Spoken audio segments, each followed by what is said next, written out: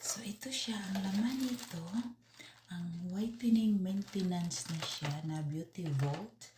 Kasama din siya ang liquid at saka yung sunblock at ang sabon.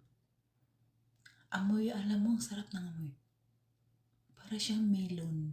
Ang sarap ng amoy. Pwede ba? Kainin ko siya. Pumuti pati ang laman ko. Ang ganda. So, ito ay gagamitin ko siya ngayon. First night kong mag-switch from rejuvenating to this one. Pink one. Ayan. Excited ako. Gumamit yan. So, from this to this na ako ngayon. From Rejuvenating Set, Beauty Vault Rejuvenating Set, ngayon ito na ang Beauty Vault Whitening Maintenance. So, whitening maintenance, ito siya. Magpalighten pa rin ito siya. Magpapalighten, continue siya magpalighten sa melasma, dark acne scars, yung mga imperfection sa mukha. So, yan. From this to this na ako ngayon. First day ngayon, it's, ano ba ngayon? Monday night. So, ayan na.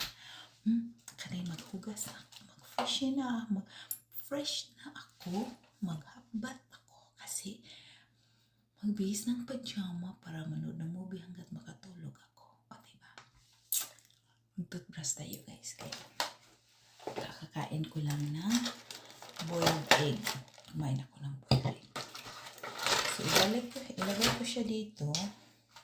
Okay, tapos na ito. Ayan, ilagay ko sila dito. Kasi ang iswitch ko ay yung isa.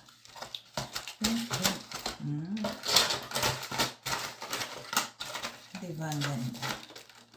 Ang ganda, ang ganda. So, itabi ko to siya dahil ang isa ang gagamitin ko. Diba? So, ilabas natin ang ayan, at ang sabon.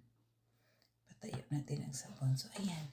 Yan ang gagamitin ko ngayon. O, diba? Maintenance whitening na siya. So, dahil dyan, maintain natin ang skin. Pero continuous gamit ng tinted sunscreen.